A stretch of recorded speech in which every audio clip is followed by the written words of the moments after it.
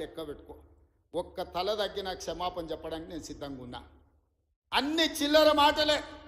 మా తాత ఉన్నప్పుడే నోటిఫికేషన్ ఇచ్చాడు, మా ముత్తాత ఉన్నప్పుడే మేము ఇవన్నీ చేసినాం అంటాడు. వెనకటికి ఎవడోనంటే వాడిని తాతలు నేతులు తాగుతానంట, ఇప్పుడు వీడు మూతులు నాకిండంట. గట్లున్నది వీళ్ళ మాటలు. చెప్పుకోవడానికి బాగానే ఉంటుంది. మా చచ్చిపోయిన బర్రె పగిలిపోయిన కుండ నిండా పాలిస్తుండని. బర్రె చచ్చింది, కుండ పగిలింది, ఇంకా బుద్ధి మాత్రం మారలేదు వీళ్ళకు.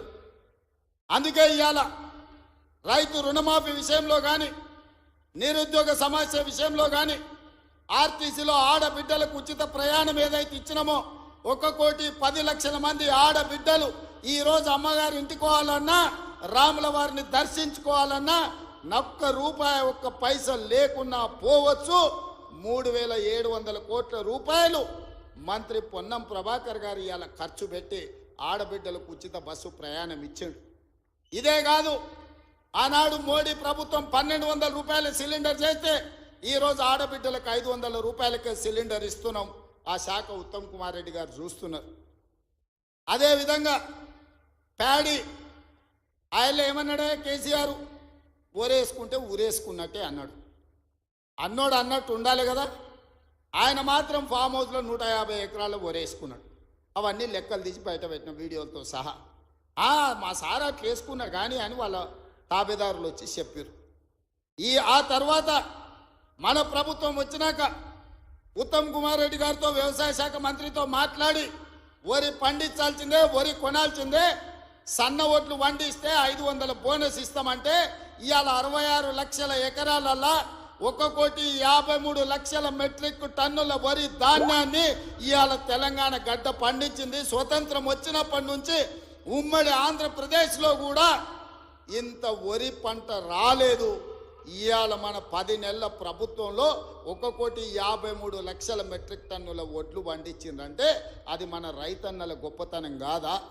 గతంలో వడ్లు అంటే కాళేశ్వరం నీళ్లు తెచ్చిన అన్నాడు. ఆ దిక్కుమాలినోడు కట్టిన కాళేశ్వరం మేడిగడ్డ, అన్నారము, సుందిల్ల 3 కుప్పగూలినాయి. వెనకటికి కూడా పనిమంతుడు పందిరేస్తున్నట్ట కుక్కతోక్క తలిగి కూలిపోయిందంట. కాళేశ్వరం కట్టిందెప్పుడు, కూలిందెప్పుడు? 1,00,000 కోట్లు నిండా మింగిండు, ఫామ్ హౌస్లో బోర్లో వండిండు. కాళేశ్వరం నుంచి సుక్క నీళ్లు లిఫ్ట్ చేయకుండా ఆనాడు కాంగ్రెస్ పార్టీ కట్టిన శ్రీరామ్ సాగర్ కావచ్చు, లేకపోతే శ్రీపద ఎల్లంపల్లి కావచ్చు, కల్వకుర్తి, భీమా, నెట్టంపాడు, కోయిల్ సాగర్, శ్రీశైలం, నాగార్జున సాగర్, హంద్రి, నీవా అక్కడ కడితే ఇక్కడ ఈ ప్రాంతంలో తెలంగాణ ప్రాజెక్టులు కడితే ఈరోజు ఖమ్మంలో కట్టిన ప్రాజెక్టులు, వరంగల్లో కట్టిన ప్రాజెక్టులు, నిజామాబాద్, కరీంనగర్లో కట్టిన కాంగ్రెస్ కట్టిన ప్రాజెక్టులతో ఈరోజు 1,53,00,000 మెట్రిక్ టన్నుల వడ్లు ఈరోజు తెలంగాణలో వండినాయి. 1,00,000 కోట్లు కాళేశ్వరంలో కాంట్రాక్టర్లకు కాలబెట్టిండు. పాలమూరు రంగారెడ్డికి 20,000 కోట్లు కాలబెట్టిండు. ఇంతవరకు సుక్క నీరు రాలేదు. కాళేశ్వరంలో 52,000 ఎకరాలకు ఇచ్చాడు.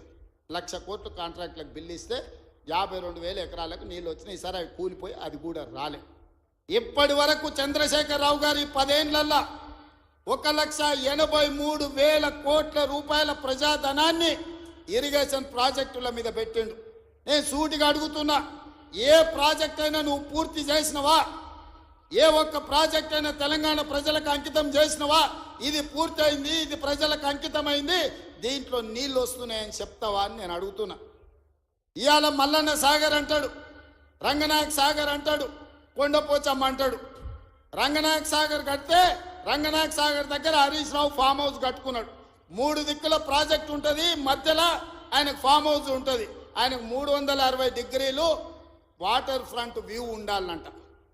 భూసేకరణ కోసం తీసుకున్న భూమిని హరీష్ రావు పేరు మీదకి బదిలీ చేపించుకున్నాడు.